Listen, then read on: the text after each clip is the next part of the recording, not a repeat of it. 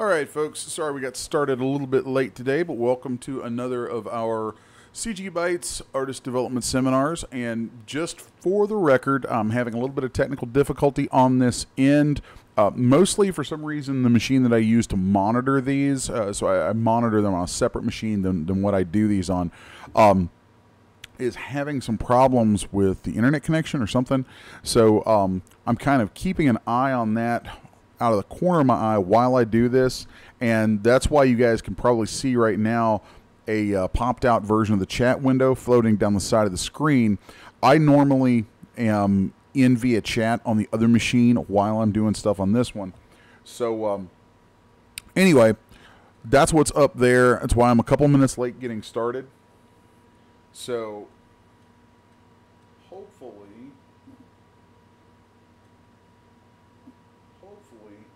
all of this is going to clear up, and I'll actually be able to have the other machine back on here shortly.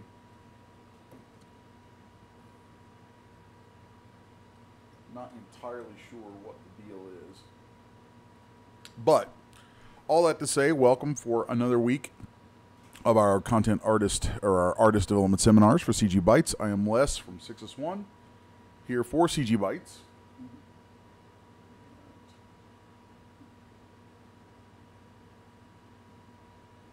Let's just give this just a second. I think the other machine's about to come up and I can run this as normal. Yay.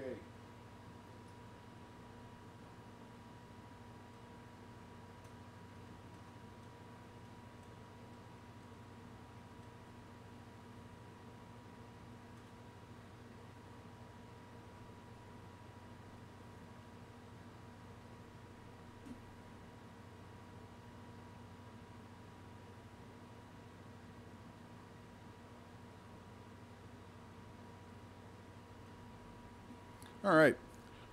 Looks like it is up and running, thankfully. So I'm going to close this chat window, maximize this.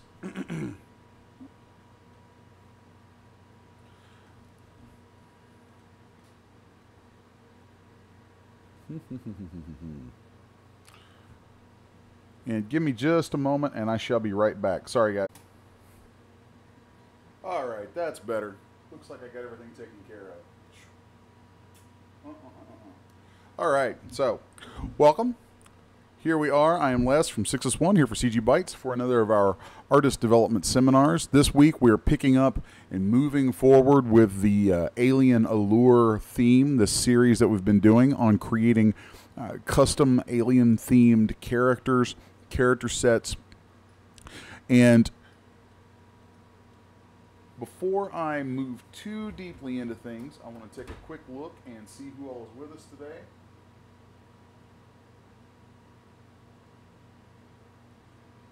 So I see Mr. Magic Bugs was here early. That's cool. Matt Pitts is here. Hello. Of course, 3D Loki, Mr. Jason from CGBytes is with us. Let's see. Oh, Jay Hudson. Lobo3433, how are you today, sir? Jeremy Tarier? I'm probably completely mispronouncing your name, but hello, Jeremy. Henrico is with us. Henrico Visor. Let's see, Russ Barrett, Magic Bugs. I think I mentioned you already. Yeah. Cool. And if I miss throwing out a hello to anybody in the chat, just kick me about it later. So I want to jump in here and start talking a little bit about alien design and sculpting an alien. Sculpting this particularly it's supposed to be kind of an attractive sort of shape or set of shapes. We do have a kit that is the Alien Creation Kit, which I was going to drop for you guys to have as a freebie this week, but I decided to kind of add some more things to it, make it a little more robust, a little more complete sort of content resource kit for you guys. So I took a little longer on that, but I think you'll appreciate. Let's take a quick look, and I'll show you exactly where we've gone with that so far. So let's go to Actor, and you'll see that I've gone through and grouped all of these things under Fantasy Sci-Fi, CGBytes, Alien Creation Kit. And we've created a few presets here. So I just wanted to walk through these, show you this stuff. There's some really neat things going on here, and one of the things I'm going to be talking about today is how to use this kit to create other custom shapes and how to blend it with maybe sculpted morphs and all kinds of things. There's a lot of ways that you could use something like this. So I went in and added some kind of classic alien shapes. This is a subtle one, but here you can see what it does with the face, the eyes. And a lot of these also require some custom rigging or some rigging customizations that are included in this. And when we show you how to use this stuff, I'll be going over how you can basically take the work that's done there with those rigging adjustments and just reuse it for yourself. Basically what needs to happen is we can make this available so that it's this will be a freebie. So anyone who has this Alien Creation Kit will be able to dial up any combinations of stuff that you guys put together in it. Then I have to double check on EULA with CGBytes, but I think we should be able to actually make this an open thing where you guys could include bits and pieces of it, or just include it with products in some way, so that when you release it, you can be 100% sure, like you release something that you make using this, you can be 100% sure that people will have everything that they need out of this kit. So some little concerns like that are why this didn't drop this past week the way I'd intended to, but I think it'll be pretty handy for you folks, because it offers some interesting little starting points.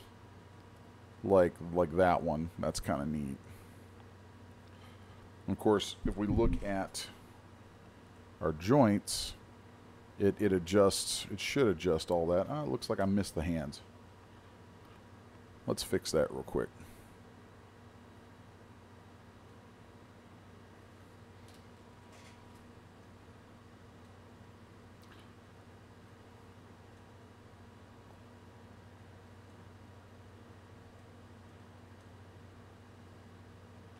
So let's just check selected in children.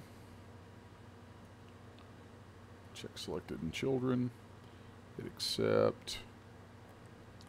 It's funny sometimes the things that you might miss or might happen along the way when you're testing things out. So there we go. That's how that should be working right now. Okay. And then there's the elongate arms. Does some neat stuff.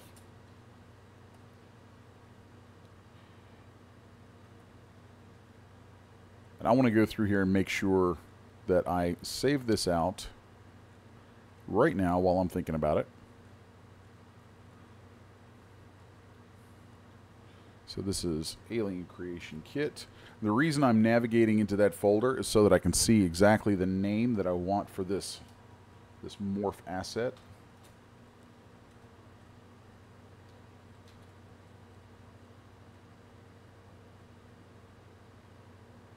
Okay. And I've only altered those two morphs, so I'm going to save that.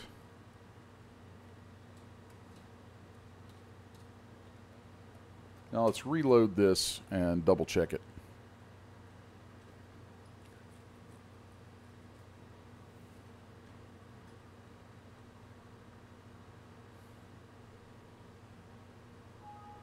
And I was afraid of that.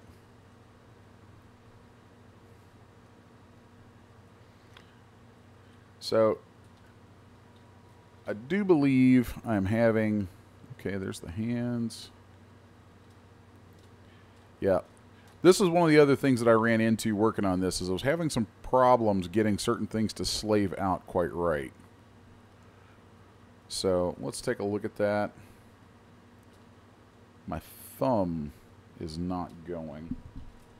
So edit, adjust rigging to shape, uncheck all.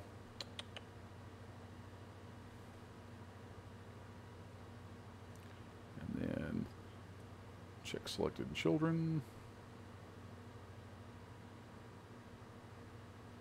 Check selected and children.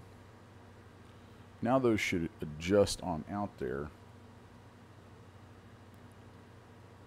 And I want to freeze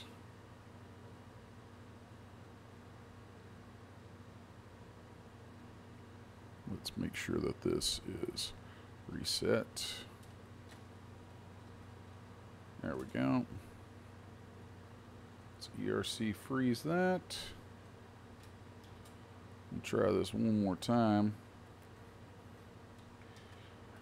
Sometimes when you're doing sort of deep rig editing like this, to link things up to morphs, you can run into problems like this where there's all these different formulas that happen when you're binding joint movements to a dial, and the different formulas and things that are written, and you can see those here in the property hierarchy. Sometimes if a formula shows up the same way twice, it freaks DS out big time. And so like here is all the stuff that it holds right now for that morph. So I want to make sure that I have that saved out and then I can reload it without having that error, because that error will cause all kinds of problems. Even though you can push through it, you know, we can't release something that way. So I need to make sure that that's solid. So let's just take a look, make sure everything here is, I want that set to 0. I want this one set to 0. Okay. Now let's save that out one more time. Alien Creation Kit.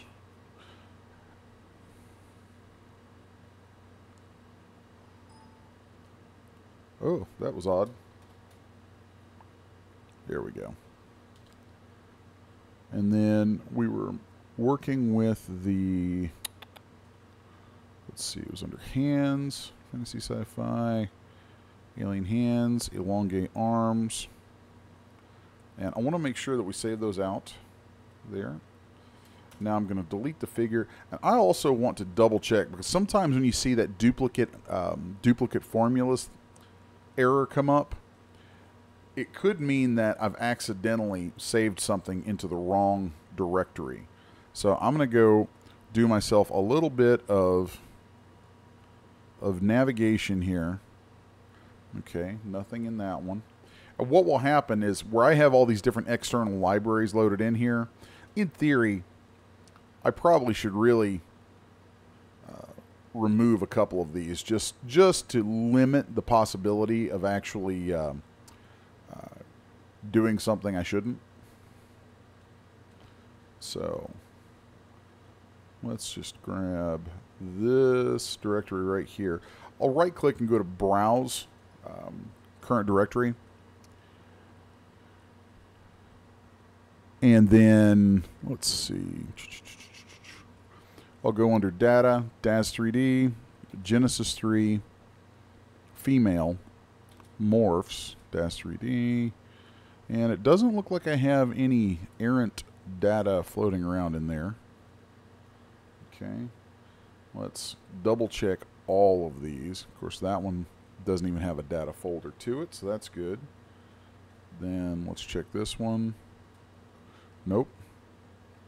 So, and if that doesn't, if it loads in with an error this time, then we've got, then I'm going to have to do a little more digging.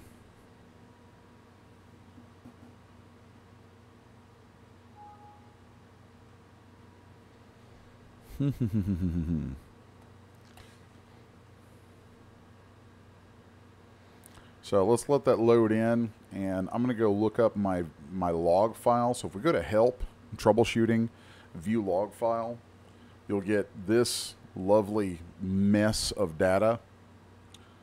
So let's see.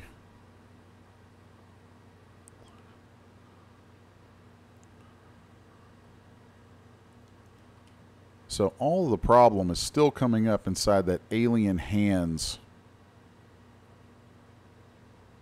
morph.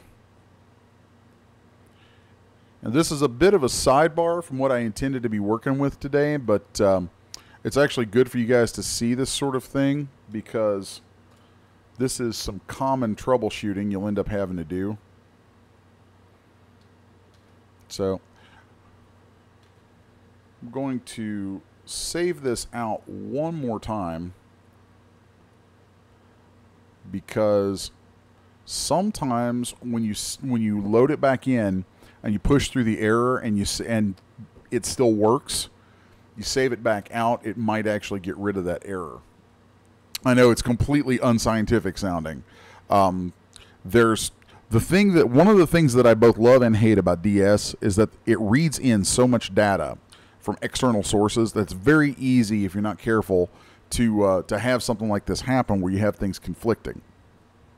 So sometimes the best thing to do is let it kind of work it out on its own, because you can end up drilling through tons and tons and tons of directories trying to figure out exactly where the problem is, and even then it's very difficult to find sometimes. So alien hands, we know, was the one that we wanted there. Let's look at currently used, and I like to make sure that I turn all this kind of stuff off before I save anything out.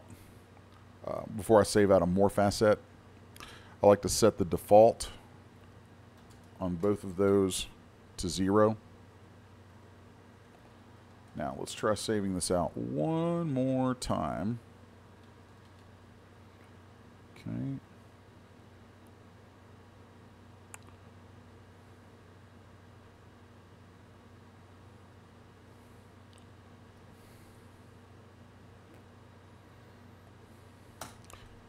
And if that doesn't fix it, then I'm going to put a pin in it so I can get on to showing you guys the stuff that I was going to show you today. I'm betting that doesn't take care of it. Well, no error. That's good. Ha-ha! Ha-ha! Great success.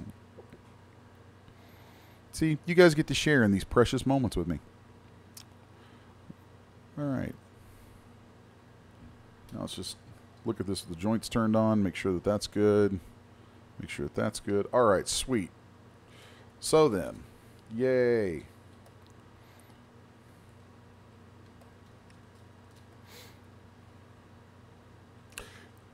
All right.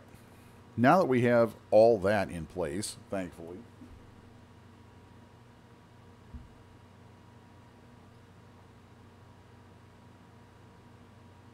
I noticed in the chat, Jason mentioning sometimes things continue to load wrong or have problems until you restart DS.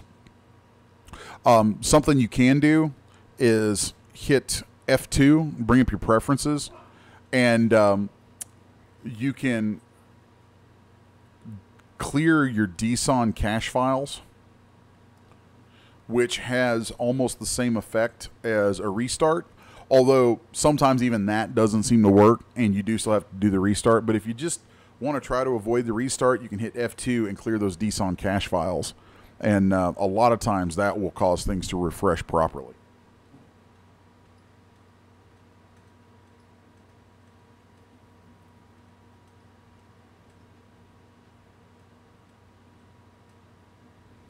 So, all right. Well, now that we've had that lovely little sidebar there, I can continue the little walkthrough that I had intended to show with this. Okay. This is some fun stuff here. Does some interesting things with the arms, hands. Let's see. I've included 3 different pretty nifty torso shapes. Then with the legs and feet, we have elongation, and then this pretty nifty little thing with the feet, the way it extends those.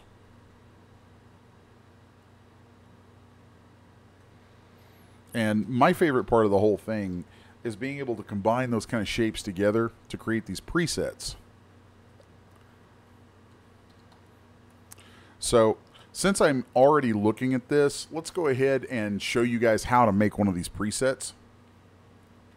So let's just dial in a little bit of a couple of different shapes. Let's dial in some of that leg elongation. And if you're going to use the leg elongation, it's a good idea to come in from a side view, select a hip, and then pull the figure up so that the feet are on the ground. And we're going to end up slaving that hip movement to our new dial as well as everything else that we're using.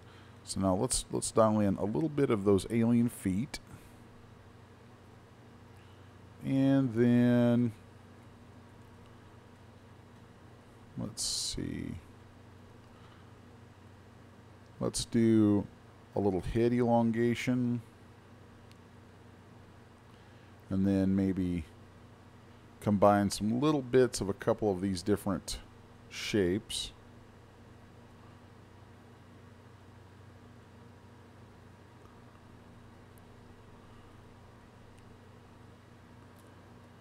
Kind of like that. Let's take the nose out of it because that always amps up the alien nature of anything. Let's see.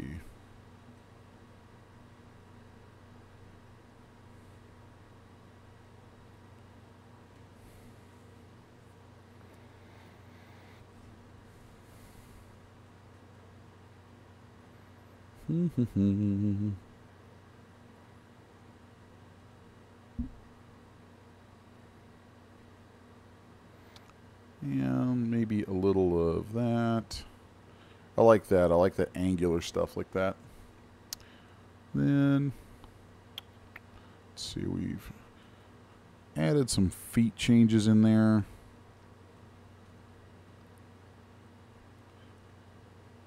Let's do these. I like these, especially with the nose removed. I think that's kind of cool looking.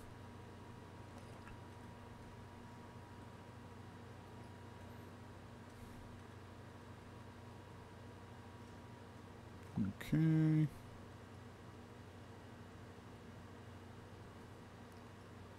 All right. So let's say that we get to this shape that we like, and we want to create a dial for ourselves to save that shape as a new alien setting. And we want to do it in a way that we can redistribute that dial as a morph asset. Well, what I will do, and I'm just going to add this as another preset into the alien creation kit, so you guys will be able to have this as well. But you're going to see the creation of it here. So I will right click and go to create new property. And then I'm going to call this ACK preset 5.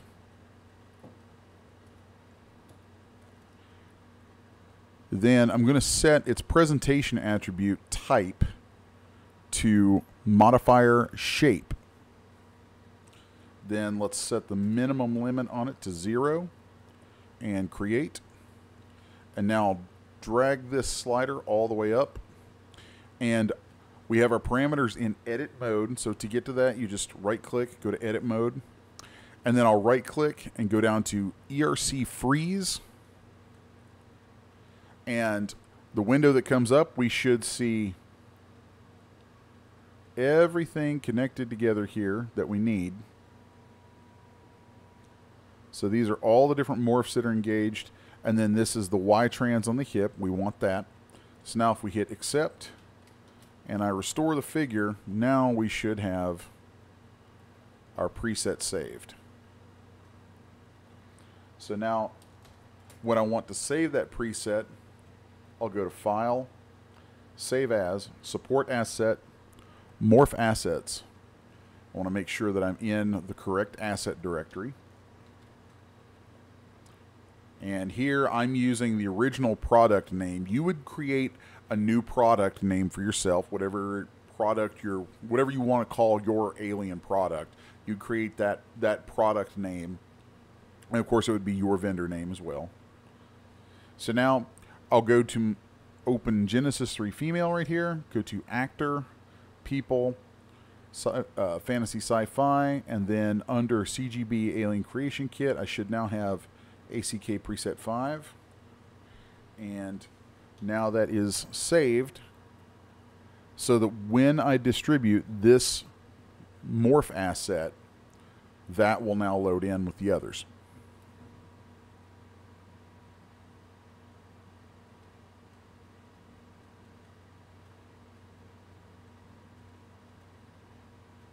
And in the chat, Magic Bugs asks, couldn't you just move figure to floor? You could, except that isn't going to move the actual hip joint of the figure. That's going to move the root of the figure. And if you do that, then you're always going to be having this adjustment of that vertical position slaved into this dial instead of the hip. And it's kind of standard practice to use the hip for that instead of the body. Kind of like how there's lots of things that you're supposed to pose things from the hip. You're supposed to set, whether a character touches the floor or not. You set that from the hip. If you set that from the body, then that can conflict with placement poses and things like that that people use to place figures at various points in scenes. So that's kind of, yes, you could do that, but it's not really the best practice. It's not, and I'm not even sure that would pass testing at CGBytes either. I'm pretty sure, as per their testing, you would need it to be moved from the hip instead of from the root body node. Okay. So now that we've taken a look at our alien creation kit, let's get to the fun stuff for today, and that is sculpting our alien, specifically working with alien allure, or working toward the alien allure design that you guys have gotten to see so far. So I'm going to go ahead and open up Zbrush, and when that opens up, we're going to load up the alien allure ZTL that I've saved here locally, so we can take a look at that. Then we'll be going into some of the actual sculpting, adding some new morphs, all kinds of cool stuff like that.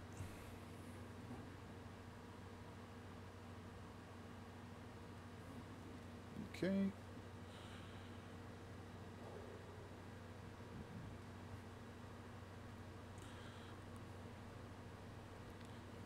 The ever lovely wait for Zbrush to finish opening. Thank you, Zbrush. Let's close that. And I will load my Alien Allure ZTL.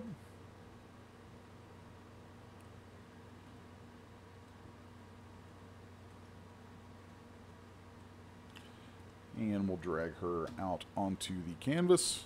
And I'm going to switch over to skin shaded.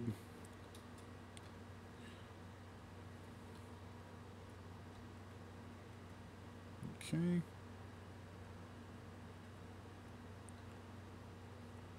And so here we have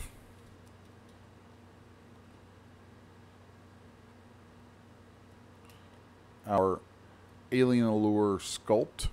You can see here in my subtools, I've actually separated out a copy for each of the eye and eyelash related textures. But I kept all of my mesh together here in this subtool so that I could both texture and sculpt, do all that cool stuff at the same time, and then be able to send that over to Dash Studio.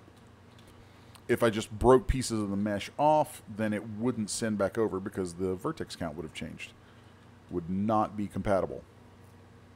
So let's turn up my subdivisions on this and we'll see what the final sculpt here looks like.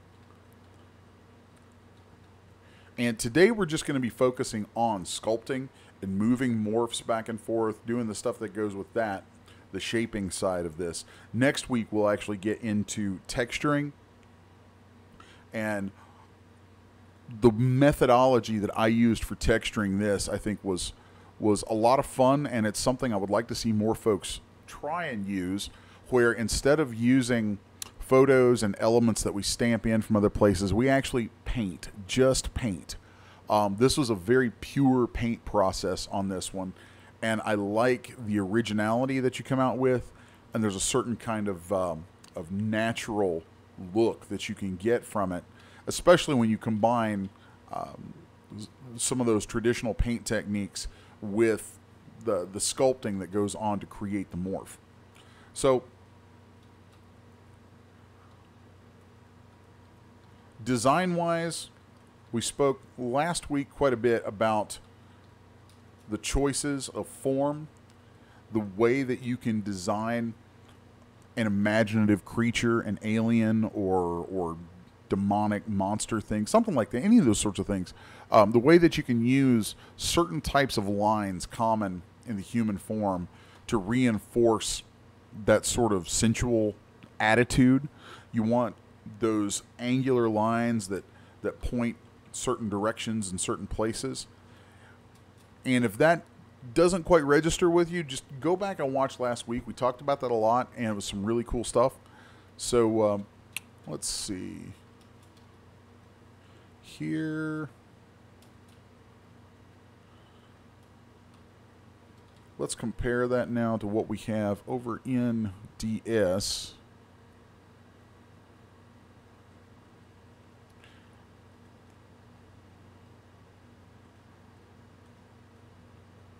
And here is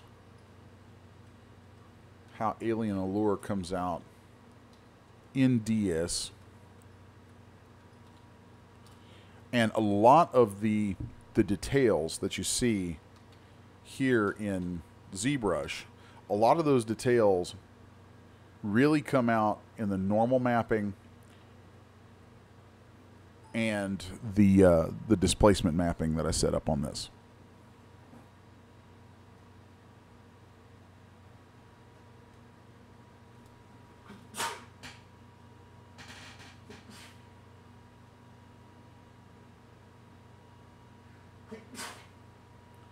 Pardon me.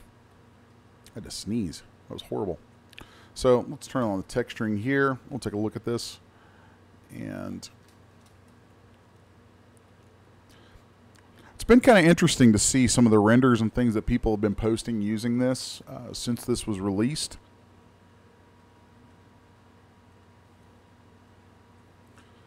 So we'll fire up a bit of the old iRay here. That way you can get kind of a comparison and see how those details transferred over from Zbrush into my normal maps and displacement maps.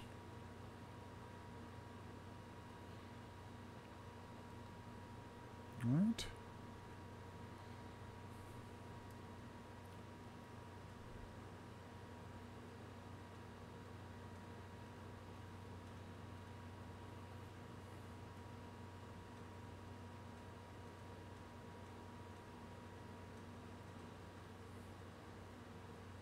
So let's kick that back out, load in a regular Genesis 3 female. And while that's loading, I'm going to reset ZBrush so that we can bring this over and it'll be just a pure fresh start. So I'll go to File, Send to ZBrush now. We want Export with Deformations on. There is a little thing that I think needs to be kind of reminded quite often, or spoken of, so it's a reminder quite often, that the Genesis 3 figure has a navel morph, an HD morph for its belly button, and an HD morph for its mouth details. It has both of those turned on, by default. Now, if you were to just export OBJs, if you're doing morphs in another program besides ZBrush, then you have to make sure that you reverse those things out. If you're using ZBrush, though, and you export with deformations turned on, and those are on, then when it comes back over, it will automatically reverse those out. It's very easy to get confused as to whether you reverse those out, especially if you become hyper conscious of, oh yeah, I need to make sure those aren't there so that I don't double them up. It's very easy to get confused with that and end up actually causing more problems. So I wanted to make sure I reiterated that. You want export with deformations turned on.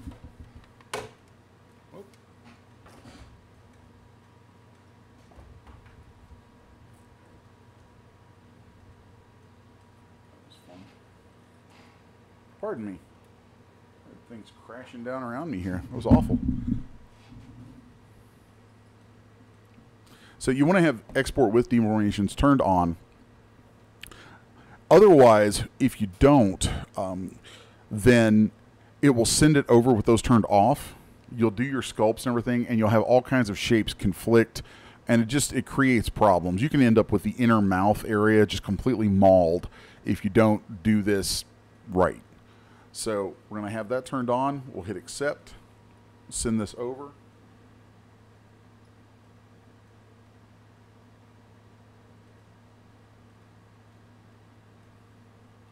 And we'll give that a moment for ZBrush to load.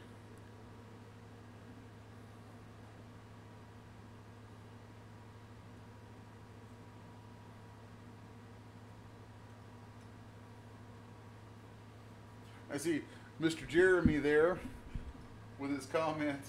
This ZEE brush looks like fun, but I need the UK version of Zbrush. And every time one of my European friends calls it Zbrush, I always say this: Zed's dead, baby. Zed's dead. That joke never gets old for me.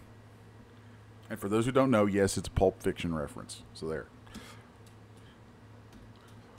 Okay, so now we've sent the G3 female over to ZBrush.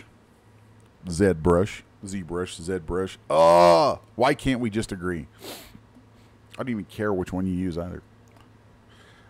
I'm turning on polyframe because I have a tendency to like working with polyframe turned on, just because when I can see my wireframe, then I can see if things are getting kind of mashed up funny and strange areas and folds and stuff that I don't want. And as with the example I showed a moment ago for Alien Allure, I'm going to immediately do some grouping, some poly grouping in here. So I'll start with grouping by UV groups. That's in my polygroups menu. And what that's going to do, it's going to break up the model into polygroups based on UDIM tiles. And once I have that, I'm then going to turn on solo first off. That way when I duplicate this subtool, I'm only looking at the one selected. So I just made a duplicate of my tool. And in this duplicate, I want only the eyelashes showing. So I'm going to make those visible. Control-Shift-Click on those to make them visible, and delete hidden. Now I'll use my up arrow to go back to the original. Now I have the eye wetness area that I can see right here. So let's duplicate that subtool again, and then make only the eye wetness visible. And we probably would be well served to label these, so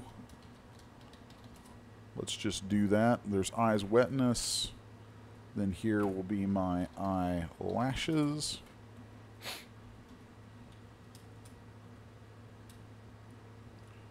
And then, so there we can see our eyes. Let's duplicate that subtool and delete hidden. And that is eyes. So now back on our original, we can show everything. But if we were to use our down arrow key, we would see we now have eyes, eye wetness, and eyelashes. The reason that I do that is so that I can subdivide each of these and get enough resolution to paint mapping on each of those that I can then use for my eye, the texture maps for my eyes, trans maps for eye wetness, and trans maps for the eyelashes. It's just a good habit to separate those out. If the EULAs permitted it, I would just save this ZTL and share that. But, you know, we're not allowed to distribute things that way. So I'm making sure I show you guys, this is how I set up every time for doing a morph on this figure.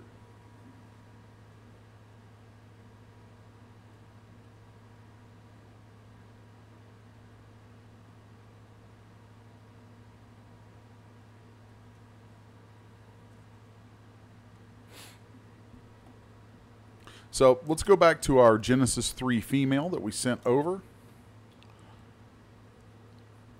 And I'm going to go ahead and subdivide this maybe twice. Twice is good.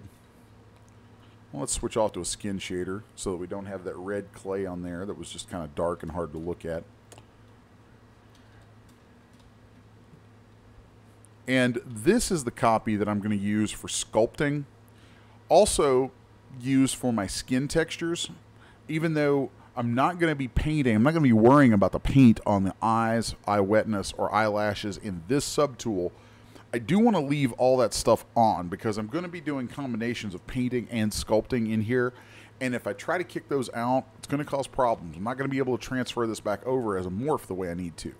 So I'll leave those in, even though I'm going to be ignoring them as far as paint goes in this subtool. They still have to be there so that all of the sculpting data created in the process will still have the proper vertex count, proper vertex indices, so that it can transfer back over properly.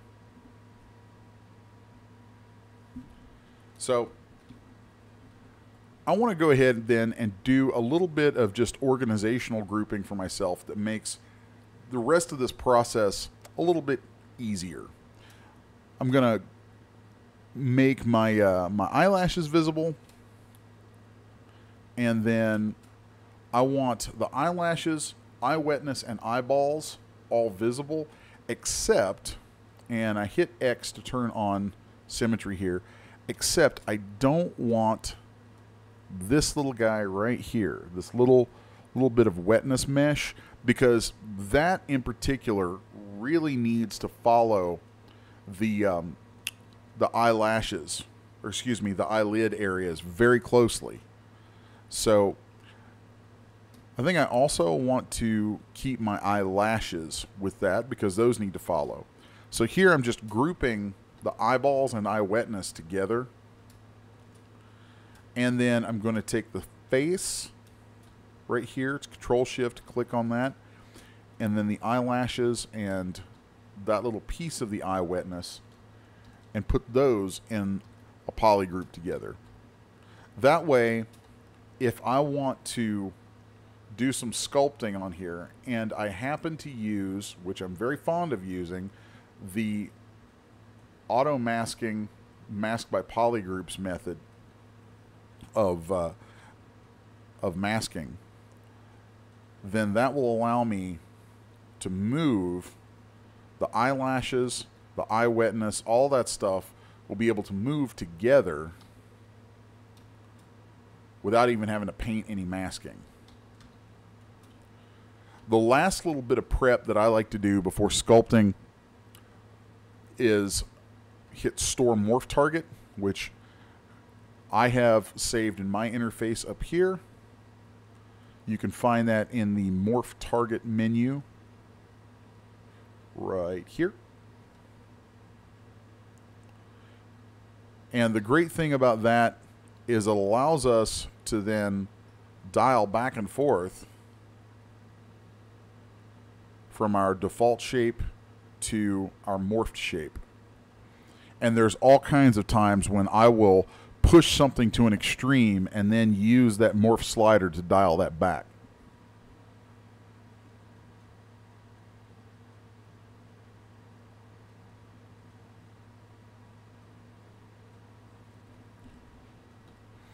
Okay, now let's go up those two subdivs, and at really a subdiv level of 3, it's only 2 subdivisions, but ZBrush's subdivision numbering starts at 1, so we're at level 3. That's going to give us 273,000 polys to work with, which is a great smooth amount for getting a really large amount of our basic shaping into place. And I might also want to go through and group together all of the body like this.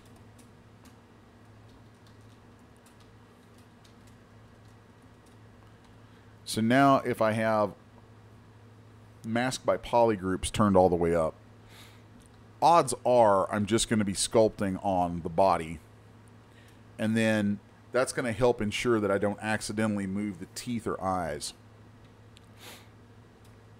The other thing that we can do, and this is another layer of precaution, I'm very cautious about those teeth and eyes. I don't want, especially the eyes, I don't want to mess those up. I don't want to do anything that really changes those. And I have some techniques I'm going to show you for how I like changing the eyes, changing eye sizes, all kinds of little things with the eyes, where I actually start with it in DS, bring it here, and then it transfers back over. It's a neat little trick. I'll show you guys here in a bit. For now, I want to mask off the eyes and mouth parts. And now let's turn our subdivisions up. And I'm going to delete my morph target now and restore my morph target so that it's stored at this subdivision level. So now we can get back to our original shape at subdiv 3.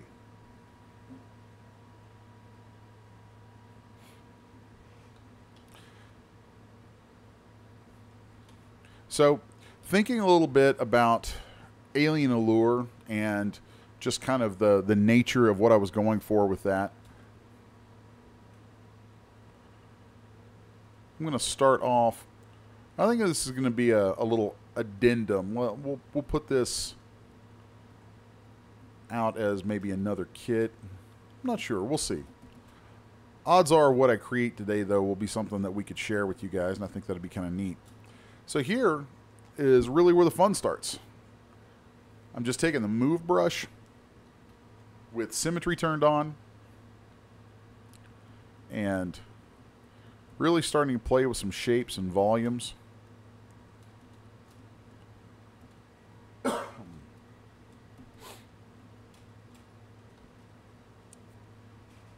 Then let's see, let's you could smooth the ears out like that.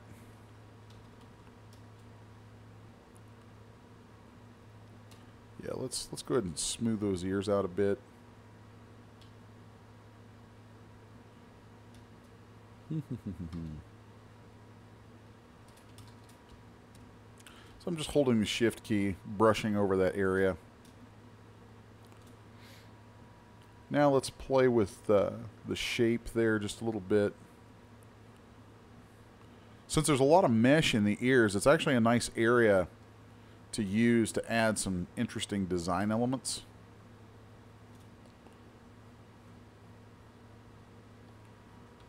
So then let's just maybe make this a little more of a little more sinister kind of counterpart to the Alien Allure kit.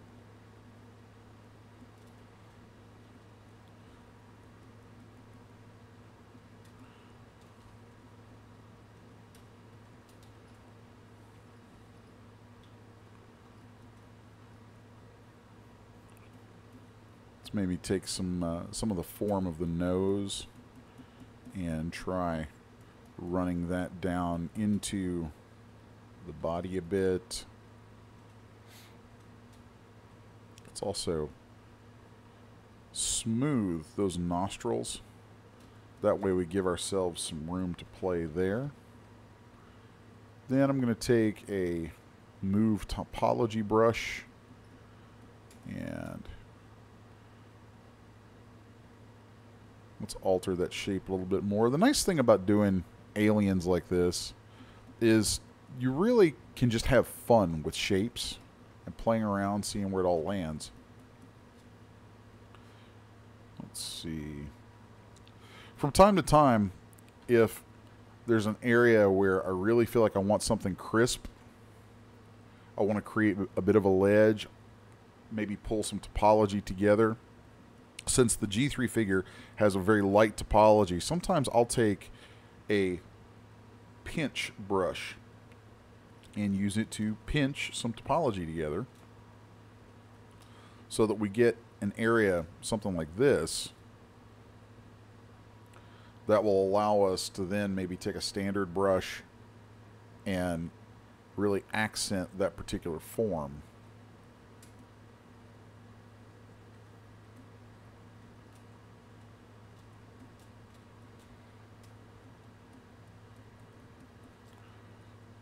So now let's take our clay buildup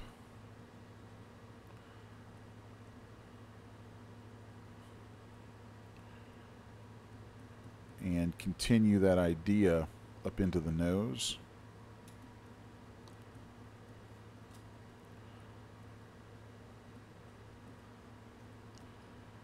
Keeping in mind that all of the finer details aren't really going to translate into the actual morph. Like right here is the actual morph shape that you'll see go over.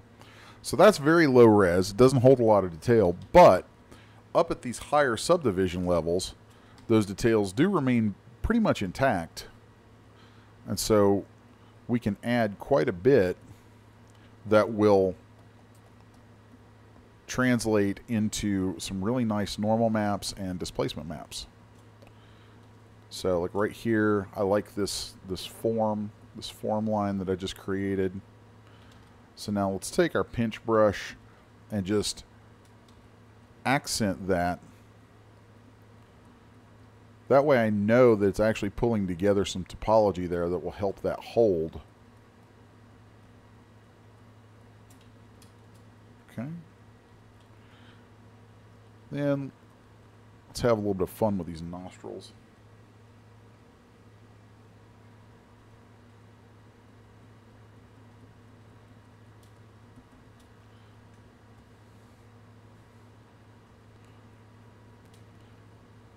And see, since we used that pinch method,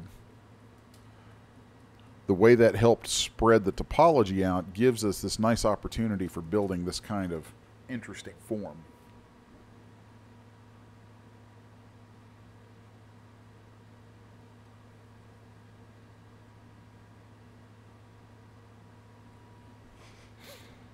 Okay. Now let's play around a bit with the lips and maybe heighten those a little bit. Let's heighten their form, define their form a bit with that pinch brush again. So there you can see we can get these nice delineated lines. And then once I have those, I'll come back through. If we turn our wireframe, you can really see very clearly what that does. I'll come back through then and gently tap with the smooth brush. Just hold shift and gently tap over these areas to let that sort of work itself back out. That way we're not completely bunched up.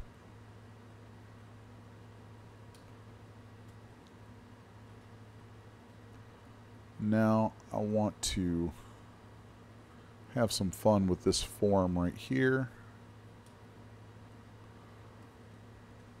And I'm going to switch to a blend material. That way the highlighting and specularity on the material really lets you guys see a little more clearly where I'm headed with this and what I'm doing. Okay. And, oh, I need to fix that. Quick little sidebar here. Somewhere along the way in one of my recent modeling sessions, I seem to have Oh, wait, nope, there it is, dam standard. I thought I had replaced my dam standard with the snake hook, but apparently not, so that's good. So I want my dam standard brush, and I'm going to use that to kind of redefine now the depth of the nostrils. And then I can also hold the Alt key, and instead of cutting, it's going to pull. And it'll pull a tight little ridge. And so I really kind of like this set of sharpened forms that we're coming up with.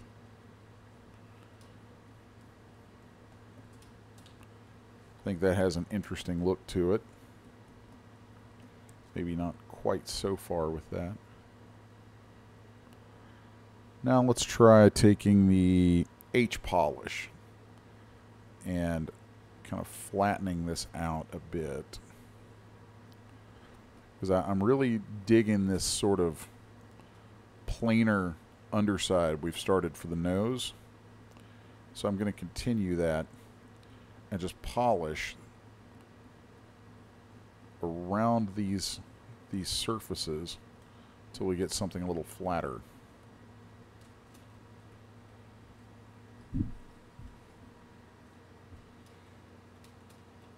Of course, at this point, our eyes are still extremely human, and this nose is a little broad for my taste for something that should have some attractiveness to it. So let's just grab a move brush, come in and pull this whole thing like this.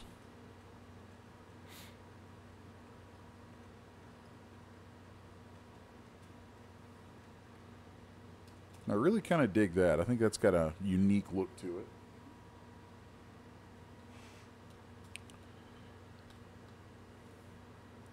Now that we've sort of established some form language with some hard edges and then the way things are connected by sort of this rippling set of forms down the nose,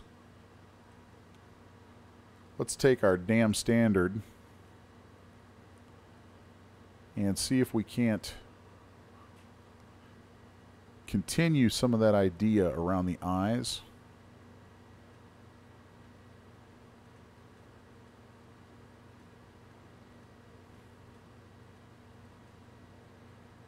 Okay. And here you can see I'm choosing to draw in some forms that sort of play to some classic ideas of like a cat eye makeup, where I'm really just kind of insinuating that sort of makeup with the physical form.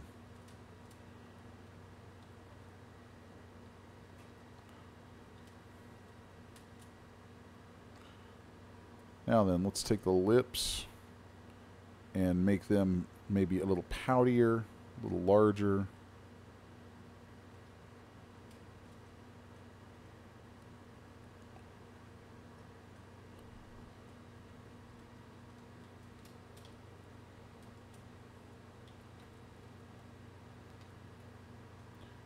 And then I want to continue these form lines that we started using the dam standard brush, holding the Alt key, and just bringing those shapes on around here.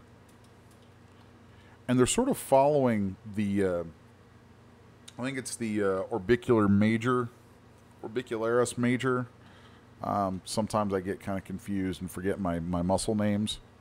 But we're following that circular band of muscle that goes around the mouth, because it's a natural anatomical way to build up this area. We're just heightening that into something that has an alien sort of feel to it.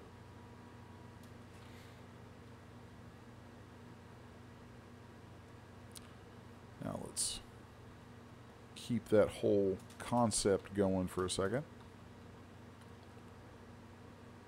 And I really like using the dam standard brush holding the Alt key to build out some nice sharpened forms from time to time.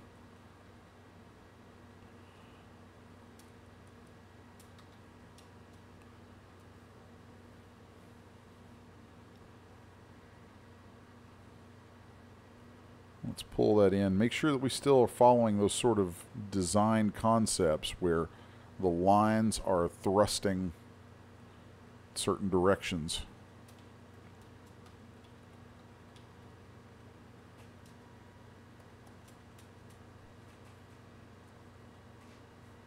Okay. Now then, let's kind of reaffirm some of that design concept here with the brow. Doing a little pinching.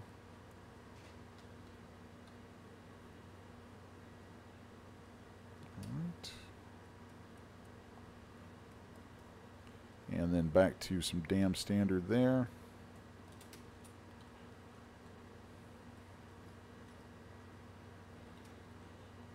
I like the idea of doing something a little more, potentially a little more ornate even, where we have some real interesting surface details.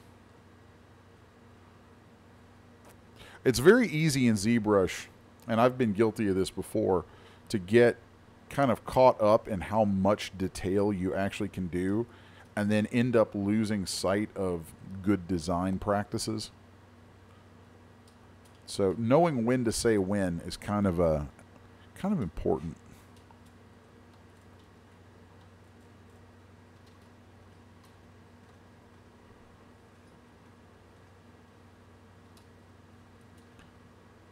Here, let's just continue that shape.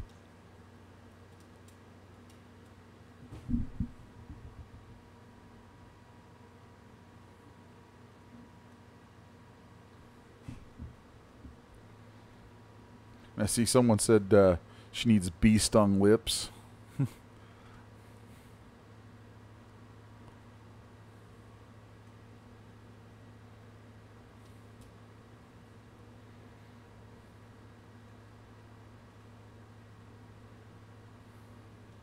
There we go.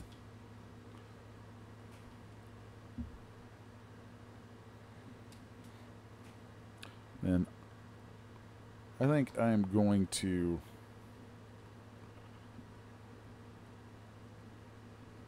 heighten the size on the eyes, the actual eyelids, though I'm not changing the eyeballs at all.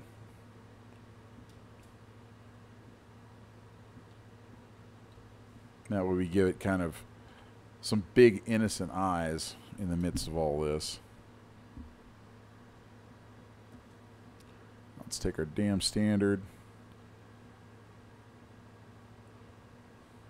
And if I hit my 1 key a couple times after drawing something in, it will repeat that stroke.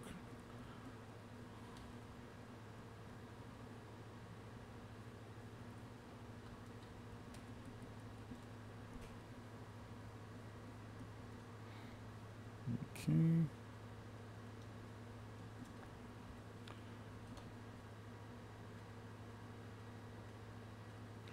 And here I'm just kind of playing with my form language a little bit. Having myself a little bit of fun with some of those shapes. Oop.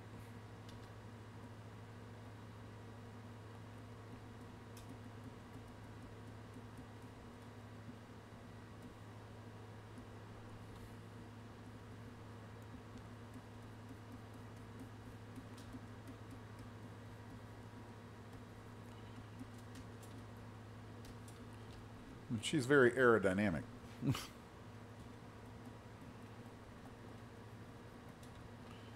Let's take the H polish and kind of come back here and help bring that head swoop design-wise in with that theme of those kind of edges that we've been building.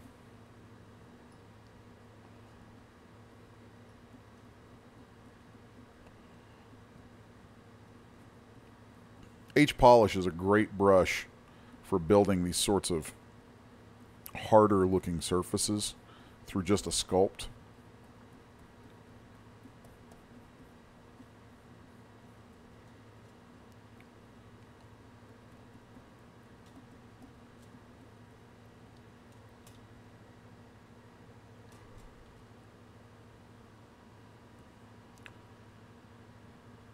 Really kind of like that shape so far. I think it's kind of neat. Let's give it a little upward tilt.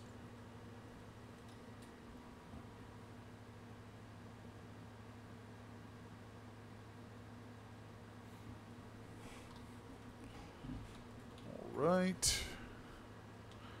Let's swing in here and continue a little bit of shaping on the ears.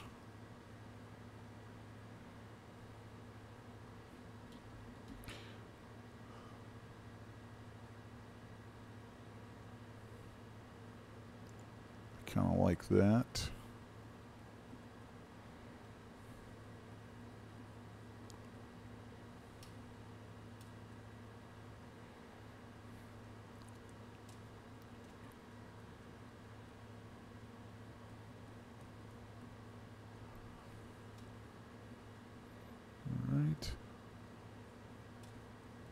It's very easy to go kind of quiet during this part because this is really where you get to play, you get to kind of just go nuts with shaping and see where things lead. So here I'm just kind of exaggerating some of the anatomy of the neck.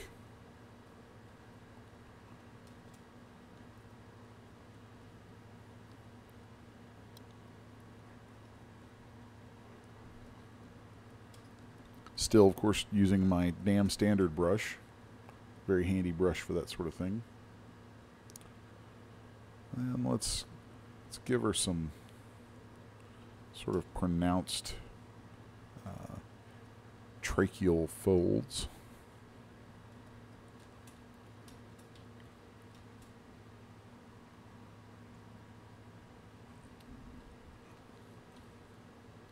Every once in a while, it's a good idea to kind of take a look at your lowest resolution. So there's what our shape will look like inside DS before we have all of our maps and things applied on top of it.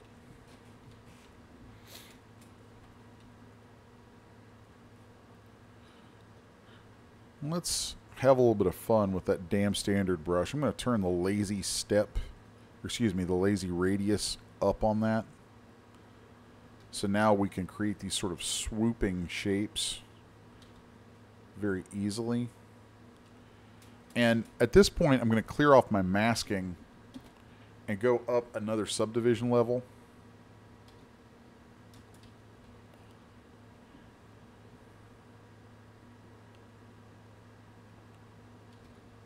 And it looks like I need to take my lazy step down pretty low so we get smooth lines. That's what we want right there.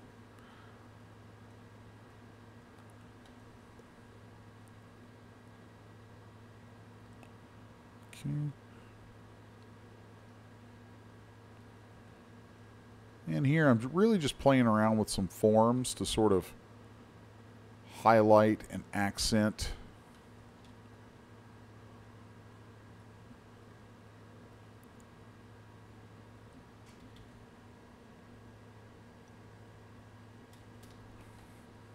kind of like that.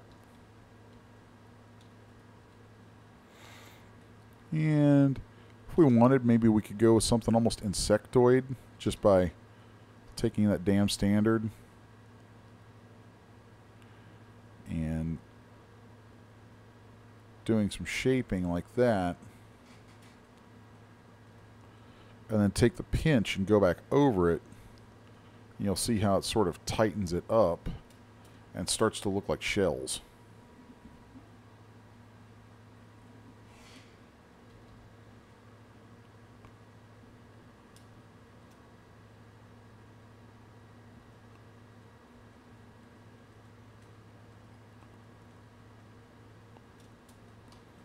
Okay, I think that's kind of cool.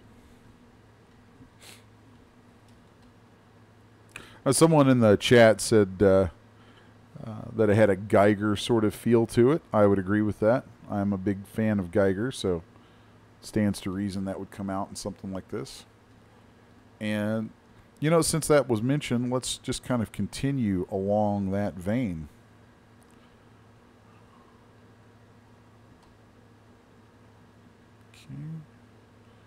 So let's just have ourselves some fun with where I know some of the anatomy on this should fall.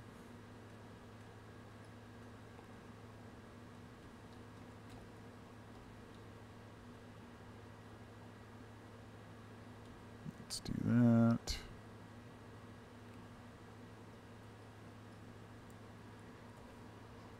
And let's take our clay buildup.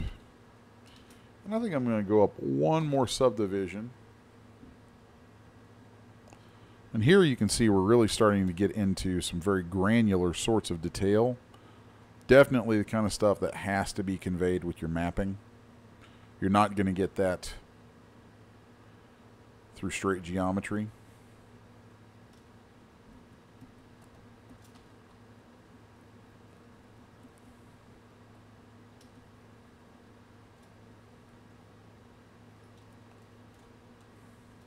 Okay.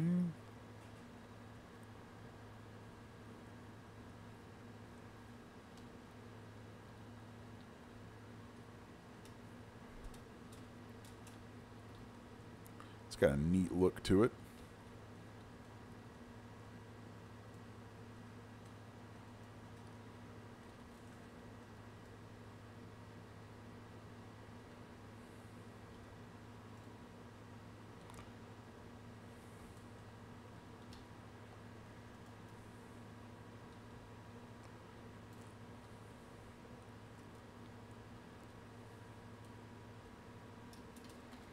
There we go.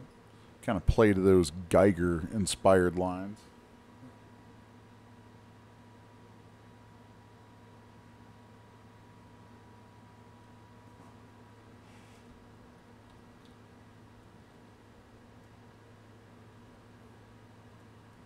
Saw a request on there for some gills or something sort of gill-ish, so let's throw a little something like that in here right down the sides of the neck. I think that's a good place for it.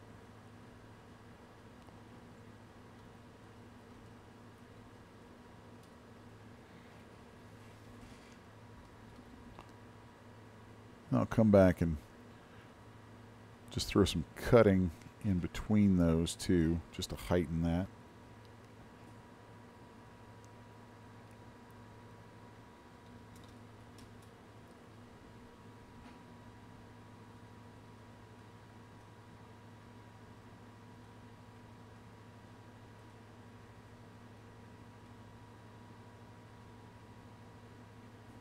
So the questions in the chat about how high do I go with resolution. I would probably go one more subdivision level when I get ready to actually paint this. And then the lowest subdivision is what you use to transfer. Like, you have to keep that lowest subdivision present so that you can send the shaping back to DS as a morph.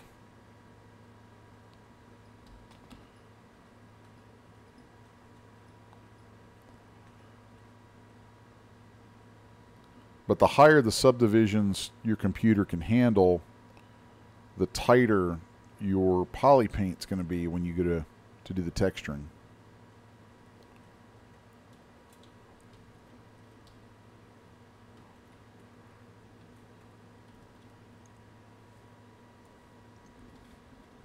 All right. I want to add some hardening to some of these forms.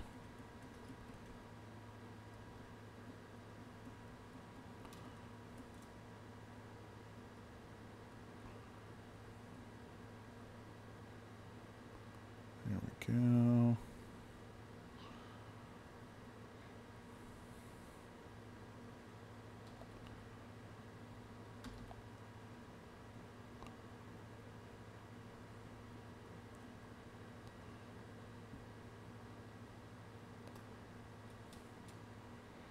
Yeah, I like those sharp angles coming together there.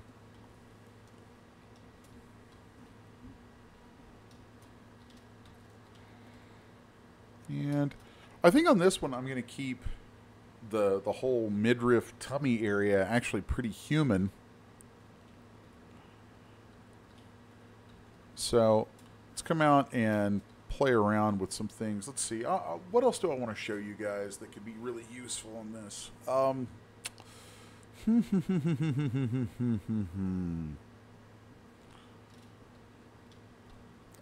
Let's see what brushes we have handy. Tell you what, we've just passed an hour in. So when I come back from a short break, we will go through creating a vector displacement brush. And then I'll show you how to use those to stamp in a lot of really cool details that will transfer into both morphing and give us a nice starting point for doing some texturing. So, and then I'm going to save this, and I think that I am going to include this as or release this as another free kit, another nice big morph kit that'll go with the Alien Allure package. Because then we'll take this and use it to generate some textures and things from it. That way you guys have both the results of what I did beforehand as an example, and then you'll have the results of what you saw being created during the live show. So I'm going to take a short break, as is my weekly standard operating procedure, and grab myself a drink, and I will be back in probably under 5 minutes, and then we'll kick into the second hour of this, where you'll see me finish out some sculpting on this, do some vector displacement brushes, and check the, I think the last thing we'll be doing is checking and setting up this morph in DS on the figure, and then saving this so that next week we can polypaint with it. So anyway, I shall be back in just a few moments. While I'm gone, you guys take a moment, talk amongst yourselves, and be sure to toss any questions or comments that you have on what you're seeing so far. Toss that stuff into the chat. I shall return.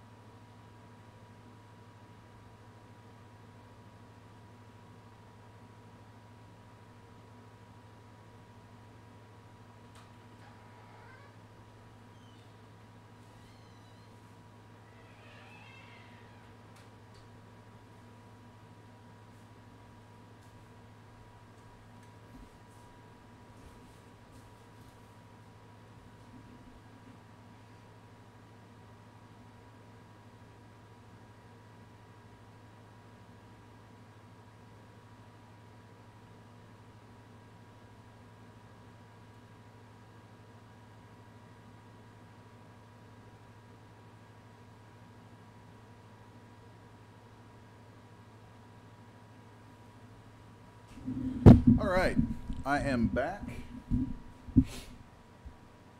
So let's save this.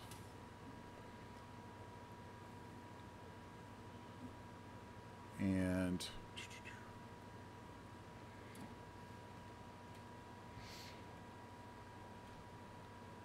I'm going to call this one Rudian, which is really just a play on Rudy for Hans Rudy Geiger.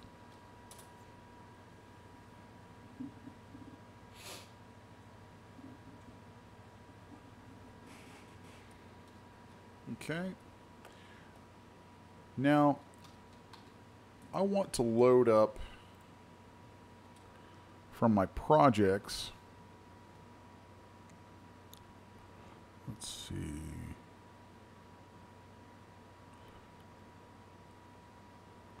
Where'd it go? Duh. Actually, I think I have it in tools. Load. Nope. Projects. Projects. Stone block. Where'd it go?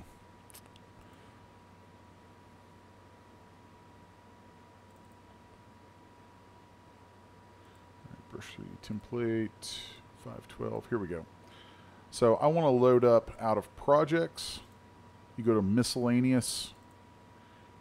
Go to brush 3D template 1024.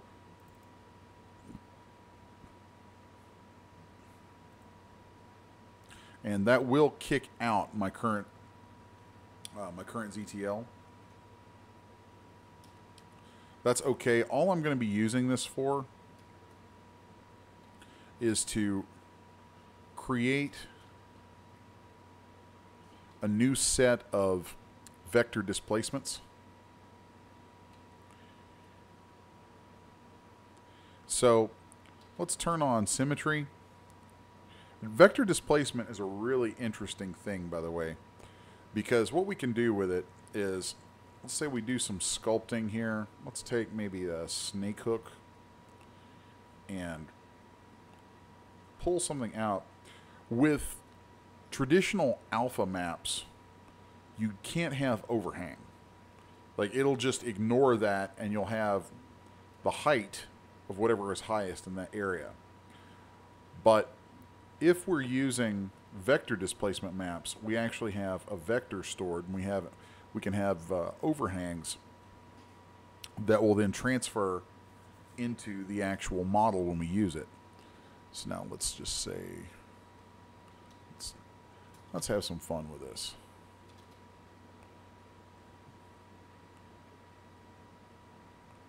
So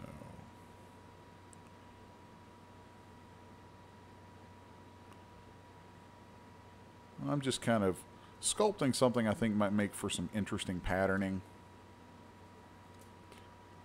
Although I really think that I want to use a lower resolution than this. That's a 1024.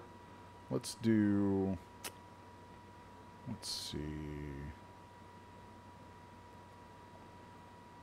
Let's do this one.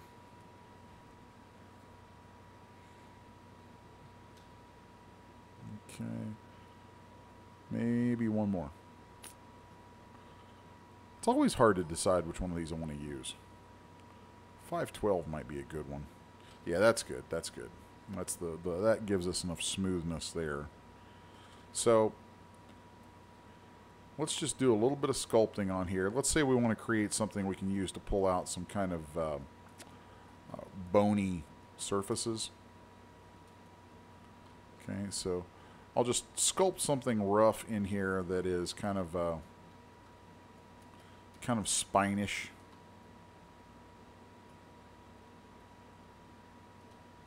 So here we have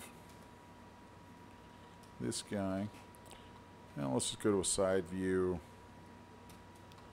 and then maybe use some clay polish on that to tighten it up a bit.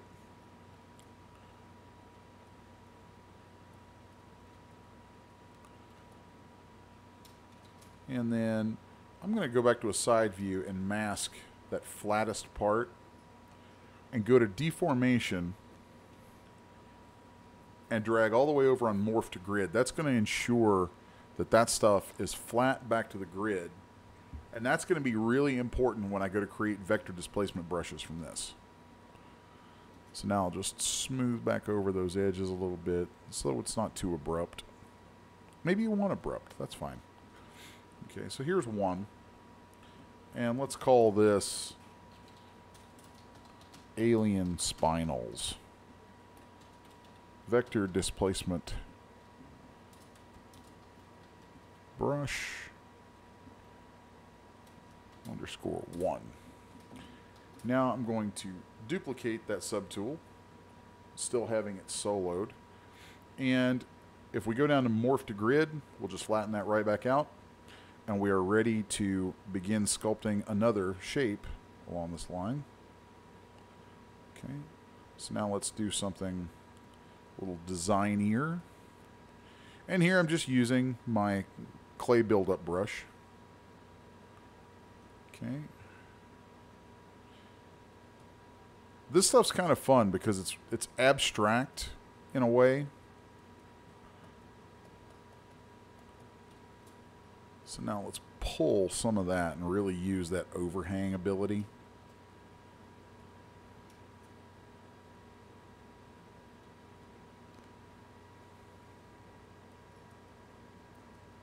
Okay.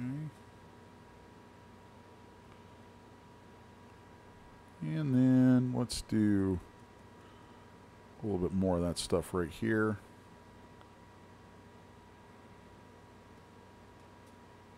Like that. Alright, now let's duplicate that brush and we'll get a third one going. And again, I'm going to restore it by hitting morph to grid. And let's take our clay buildup. And this one I want to focus on something kind of horizontal.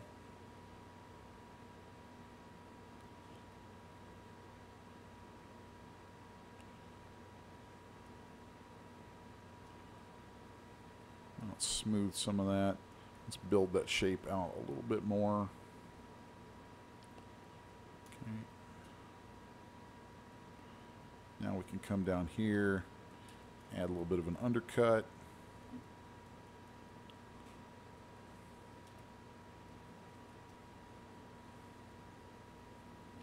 Kind of like that, actually. That took off someplace I really hadn't intended when I started sculpting this one, but it's not a bad thing. Okay. So now we have these three different shapes here. Let's kind of add some details to this one. He seems kind of sparse to me.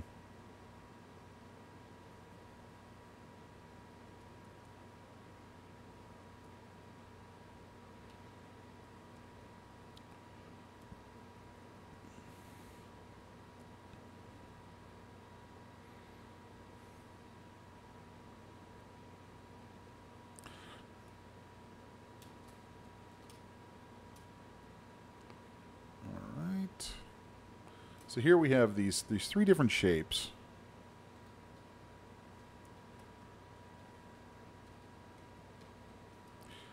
The next thing I want to do is select a vector displacement brush to use as a basis for these. So let's take our Chisel 3D that we see right here, which it has some interesting shapes in it. Like it has a nose, a vector displacement nose right there. That's a good example of what vector displacement mapping does. Of course, I have the library for those hidden. So I need to make that visible for the moment. So I'll go to my interface under preferences and turn on my IMM viewer.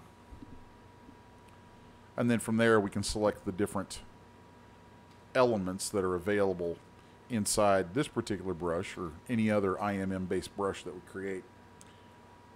I'm going to clone this brush,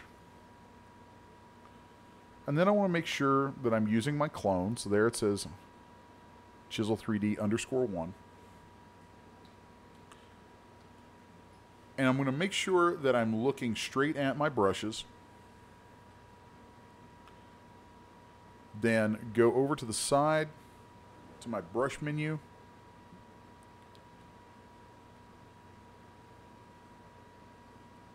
And there's a couple of different things that we could do here. Let's hit, hit B to open up the big brush menu. And we want to do, down here, let's see, create multi-alpha brush. Okay, and then that should replace all of those vector alphas that were present. And so now, if I were to take this particular shape that we have and restore it, just morph to grid, now you can see that we're able to stamp that in, and it brings out the undercuts and everything with it. So let's switch off to a different one. Here you can see how that works.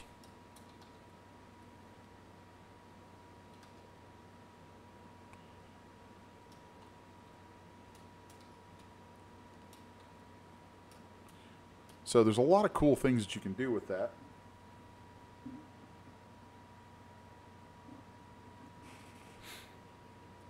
From here, I'm going to do a save as. I'm going to save this brush. I'm going to save this just in with my alien allure stuff.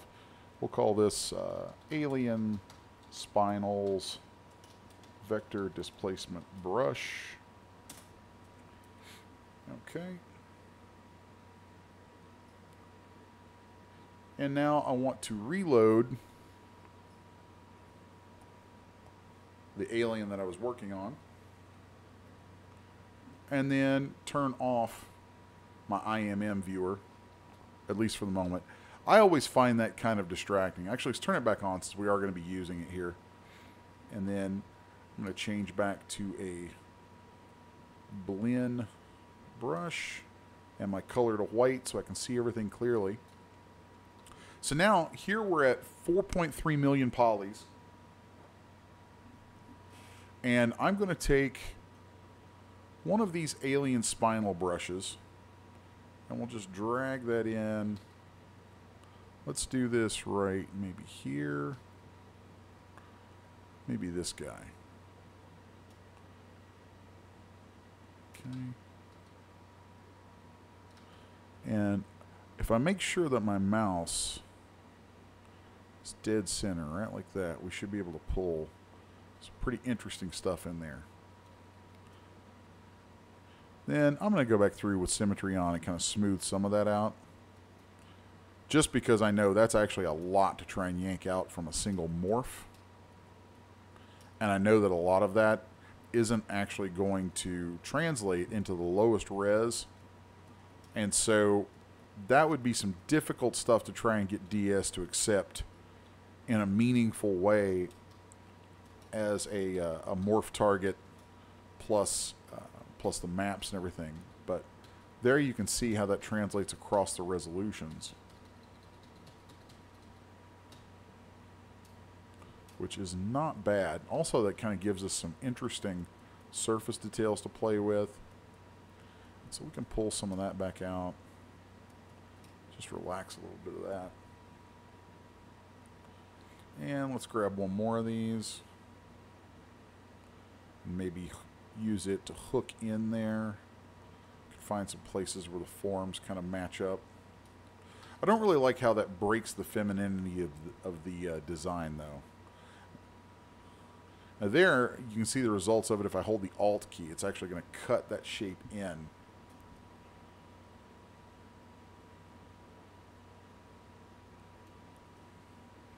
Okay, that actually has some potential, I think. So let's do a little masking around yonder bust line.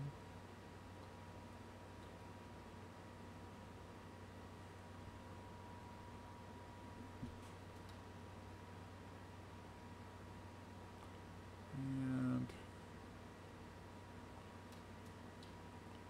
that's given us some kind of interesting shapes that I'm not mad at. I am not mad at that. I kind of like where that's headed.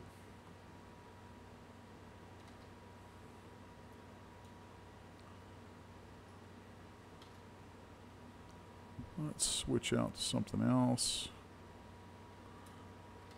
Those are a little strange. Not real sure how thrilled I am with that. Let's come in here and do some more masking so we keep that nice hard surface around the top of the figure.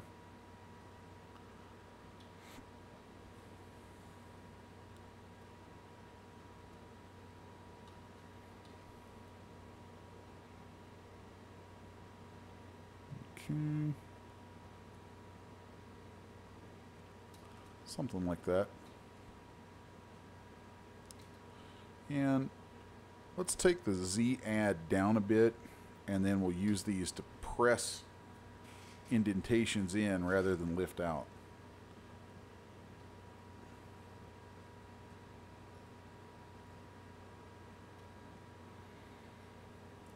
So that starts getting us some interesting surface details.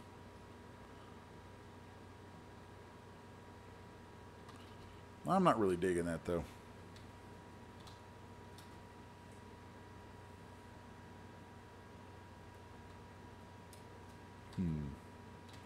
Let's go over and create another brush to use. Okay, so let's do.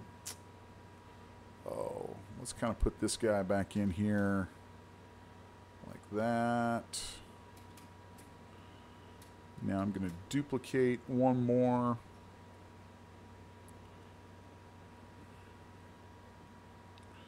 So I'm thinking I want to kind of follow some of that Giger-esque design. Give myself sort of a lip.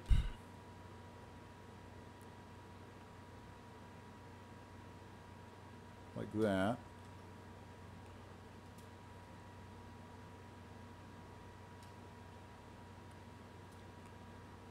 And let's just pull that up some more.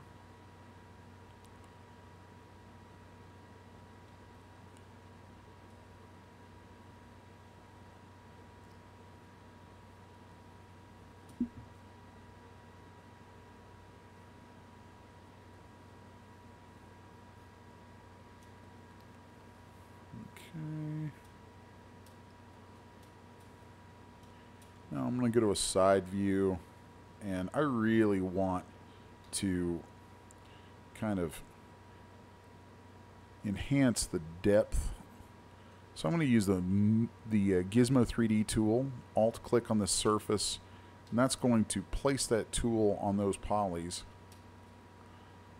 And so then I can come back around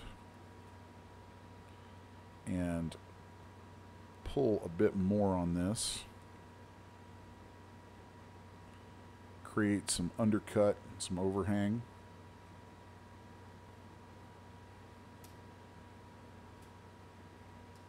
Okay. Now I'm going to invert my masking there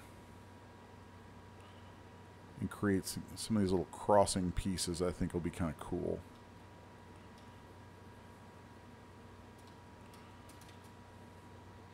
Okay, I think that has some real potential to it.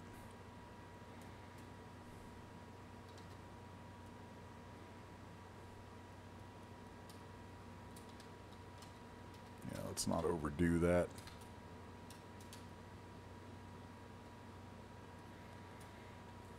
Okay. And I'm going to duplicate that subtool, and let's make one more of these. Okay. And I'm going to pull a kind of nifty little trick right here. I'm going to flatten the stuff inside of this back out, and the way I'll do that is just masking off this outer horseshoe shape. So all the stuff that's unmasked, when I drag morph to grid, you'll see that all flattens out. This only works, by the way, on meshes that are set up so that Zbrush recognizes them as grids. That's why I pulled those from the miscellaneous file in the Lightbox, because it has pre-made projects just for doing this.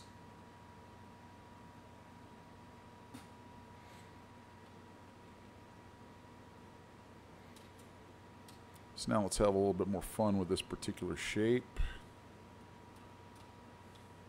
Let's mask off that bottom and take a clip curve and see if we can't blend that in a little bit more, like that. There we go.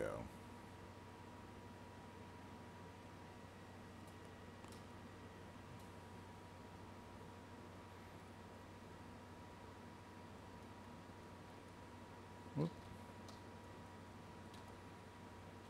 And then I'm just going to alter that shape a little bit more. Okay.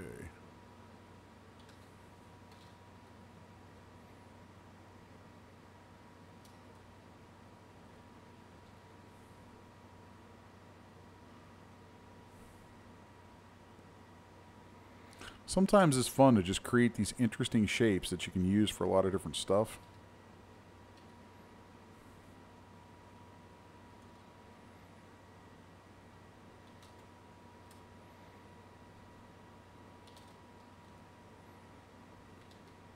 I'm just sort of tinkering with my sizes there so that I can get that exactly where I want it.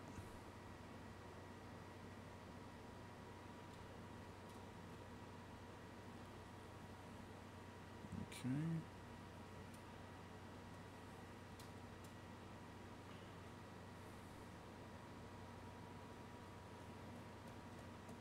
I just wanted something with a little more complexity. Okay.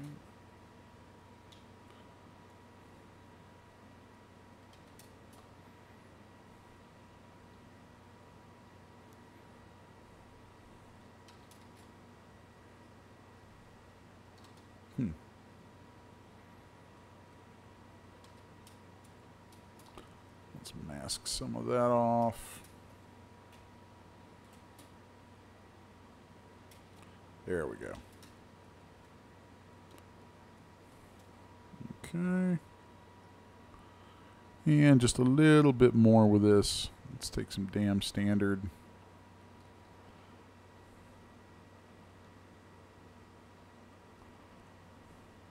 Really just kind of creating some surface noise type stuff. Some things to sort of break this up from the previous shape that we based it on. Okay.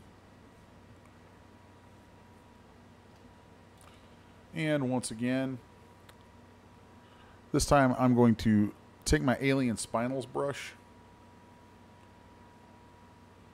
and over in my brush menu, I'm going to hit from mesh. Okay. And we can edit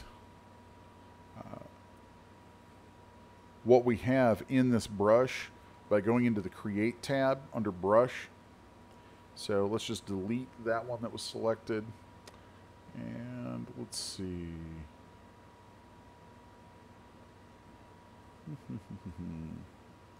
So we want to add these two new ones right here. So let's do from mesh on that one and then from mesh on this other one. Now I'm going to switch back over to our character. And so now we should be able to drag those shapes and have them lift really nice sculpting out of the figure.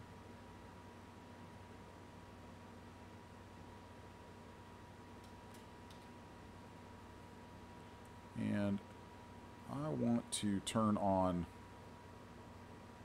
backface masking.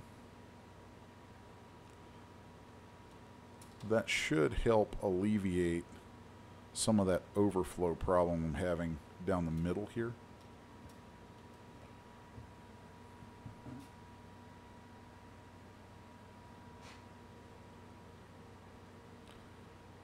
And then we could just drag that and kind of keep the shape going.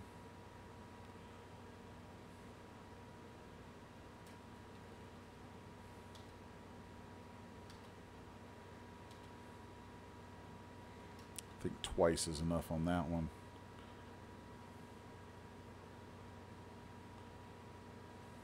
Let's see. Let's maybe take this guy, plug it in like that. And the place I was really thinking about these was again, very, very Giger-esque, where we can stamp those in on the legs, and then you really get that whole Geiger, almost like the movie Species. I really loved that movie, and his design on that was great.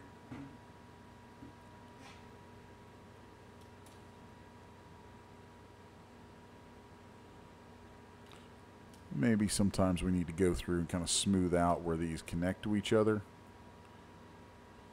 Small price to pay.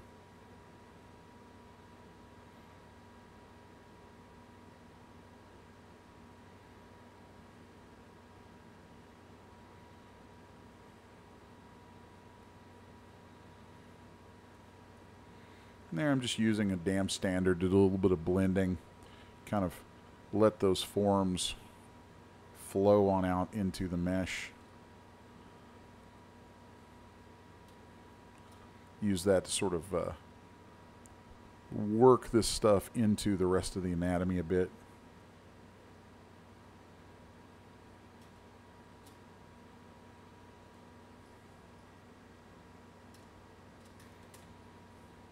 All right, kind of digging that.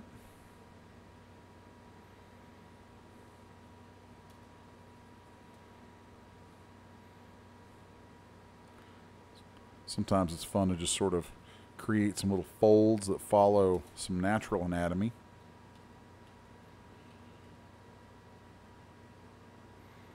I think it'd be interesting to play with the belly button a bit here too.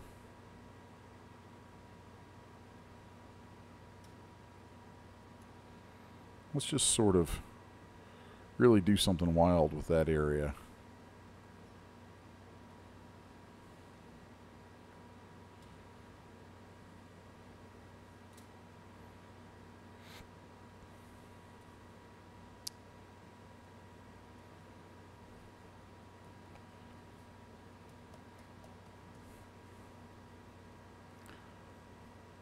Yeah, this is the fun stuff to me. When you're able to just kind of cut loose, create interesting shapes.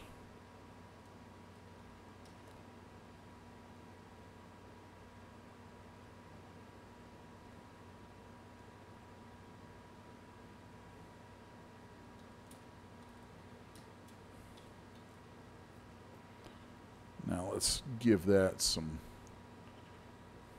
a little bit of love right here.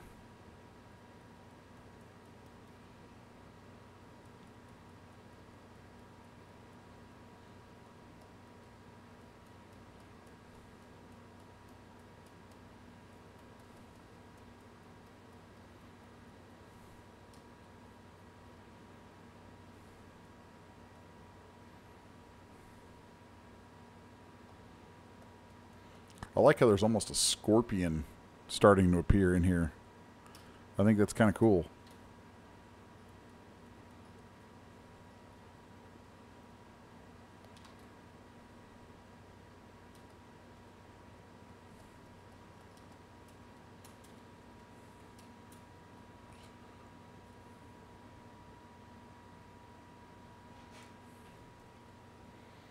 All right, I wasn't going to mess with her ribs a whole lot, but now I think I'm going to add a little bit to them. Just a little bit of shaping.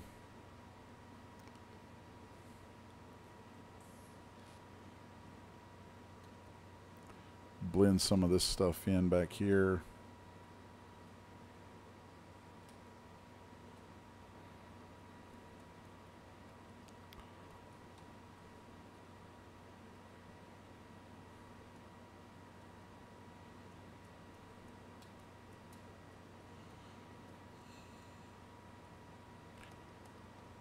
Clay buildup is great for doing those kind of leathery, wrinkly sort of folds. So now let's add some little kind of stress and tension over that surface.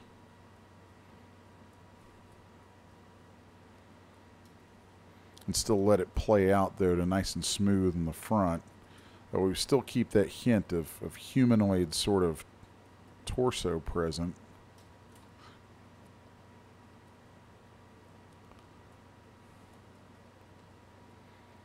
Okay.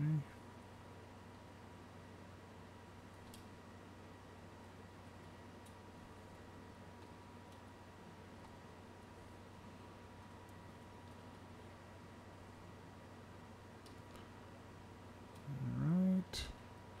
Sometimes when you want to do something like that and then be able to dial it back, you can actually go to a lower subdivision and sort of draw in your stroke and come back and smooth the outside of it a little bit.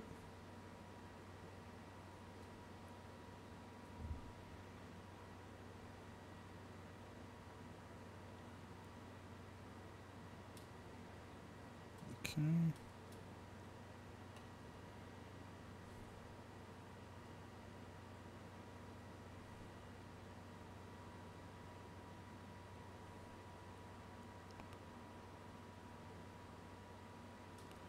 There we go.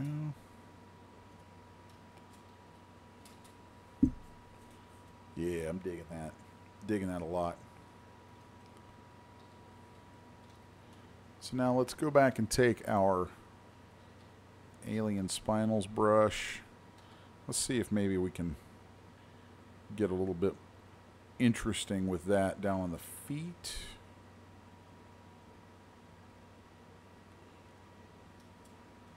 It's not too much of a cheat because, you know, there's something artistic to be said, something, you know, some value to be had in repetition of shapes.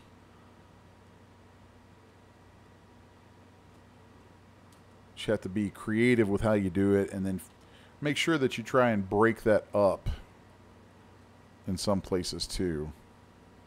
Like right here, I'm going to go through and kind of play around. Now that I stamped those in, I'm going to use those as a basis to play around off the knees.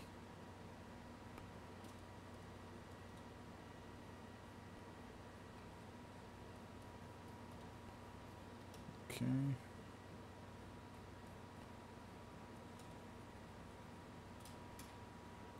That's pretty cool.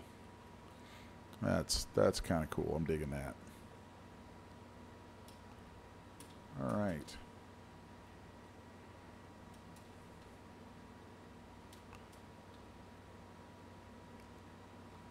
And I'm not going to do a whole lot with changing proportions or anything, because we have some nice proportion changes that we can pull up from our alien construction kit that we have so far.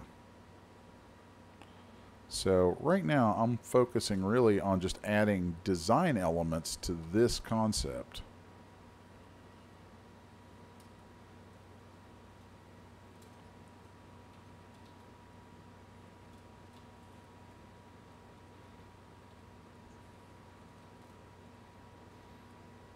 Okay.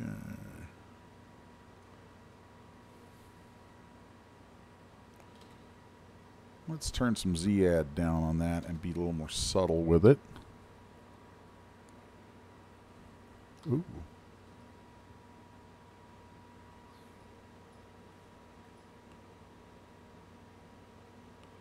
I kind of dig that. That's got some potential right there. And I think we could even continue some of that right through here and get some really cool results. There we go. Again, it's repetition of theme, but it really does build out something that works.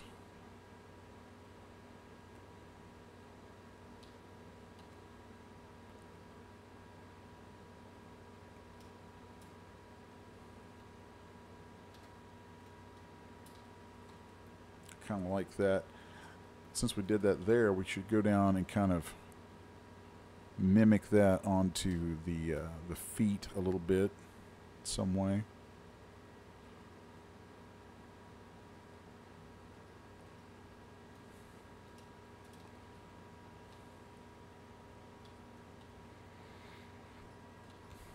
All right.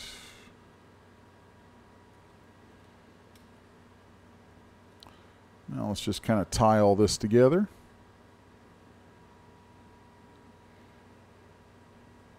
I may run a little bit long today. I don't think anyone's going to mind, since we had a slightly bumpy start. Some of my little issues over here. And we can just kind of tie in some striation, some pulling through that.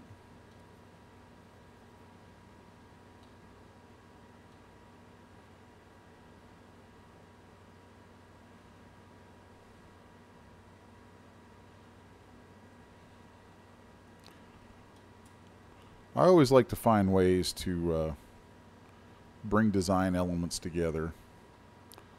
You know, make them connect, make them have some sort of relationship to each other.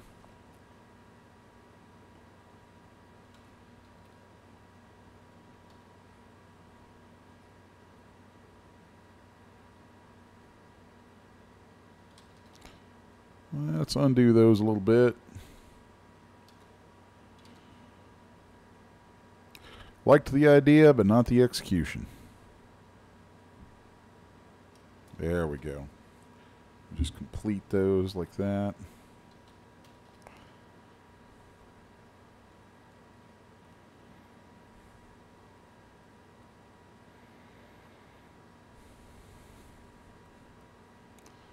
And now let's just kind of dial some of that back a bit.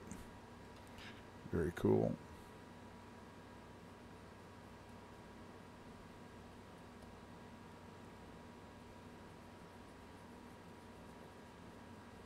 It's amazing sometimes just what some strokes back and forth very lightly with the clay buildup brush can do.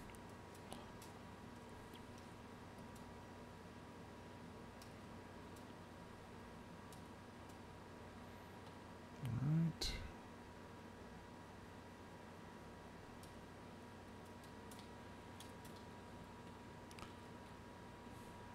And I really dig that shape. That's actually that came out far more interesting than I honestly thought it would when I started.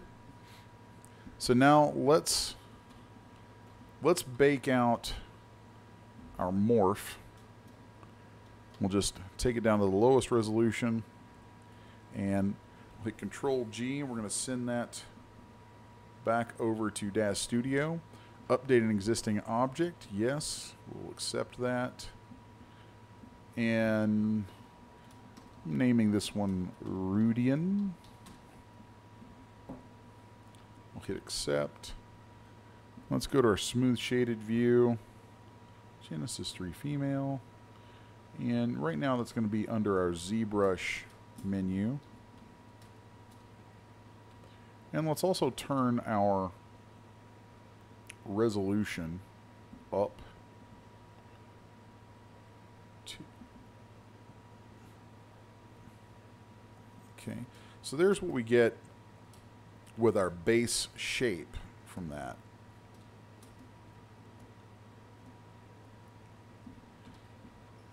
Now let's output.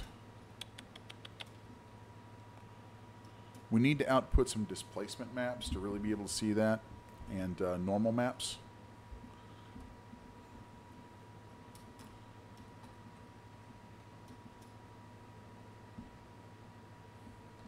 So I'm going to save that process for next time when we get into doing the textures on this. But everything that you've seen done is really following the same set of techniques. This is just a demonstration, really, of the techniques used in creating alien allure and creating a lot of different kind of interesting alien concepts.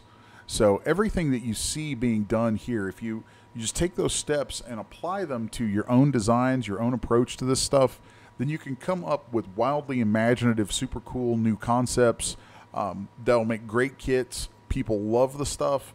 And it's nice because it's nice doing these kind of kits as a vendor in this market, because you get to express yourself. You get to really do cool stuff and have fun with it, where you're just creating neat designs on the human form.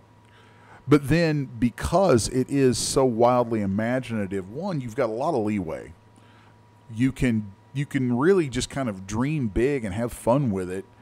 And it's your concept, you know, you're not recreating something from the real world. So who's to say what's right and wrong with it? So it's totally up to you. That's a very liberating thing. Add to that the fact that since you are creating something so new and so original that way, odds are there's not going to be anything out there quite like it. Even if there are similarities, it's still going to stand on its own. It's still going to be a unique product.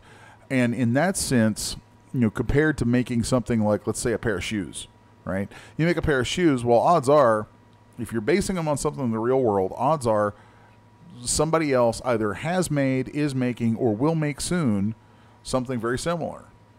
Whereas when you work with stuff like this that's out of your imagination, the odds are pretty slim that somebody's going to make something dead on to what you're making.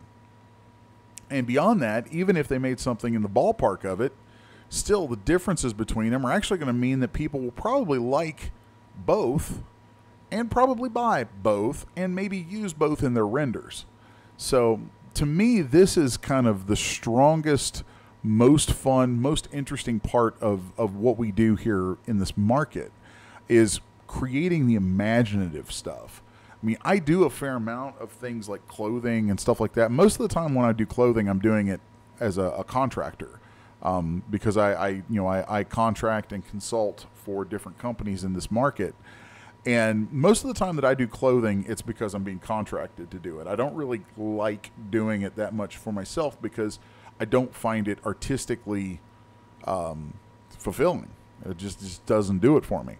Whereas stuff like this, or original creatures, you know, all this kind of stuff is much more fulfilling to me artistically.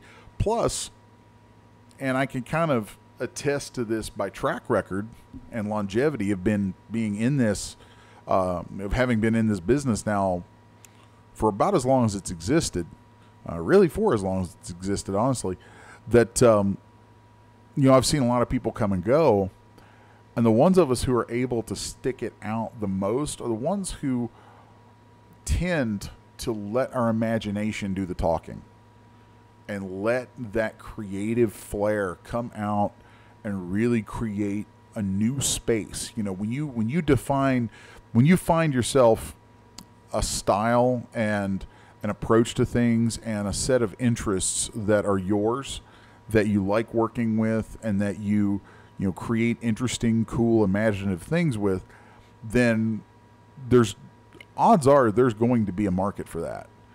And you can just keep building on that, and it never runs out. You know, for me personally, you know, that well of imagination never really runs dry. Whereas, you know, if I'm doing things that are real world items and stuff like that, those can be fun too in a sort of intellectual way. But in a creative way, I find them really boring, and I don't really find them to be quite as rewarding in a business sense, because they you know, there's a lot of competition with that. Whereas if it's straight out of my imagination, the only competition is whatever else I'll imagine. So that's just kind of my thoughts on that. That's going to bring us to a close for this week. And sorry for kind of getting a little metaphorical and philosophical there at the end, but you know, that kind of stuff does play into what we do, and I think it's good sometimes to have those conversations, because you know, that's just good stuff to think about. You know, if you're not enjoying what you're doing, then why are you doing it? You know. So anyway, that brings us to a close, like I said, and thank you guys all for hanging out with us. I'm going to take a moment and review the chat and see if there's any questions or comments there. So let's see.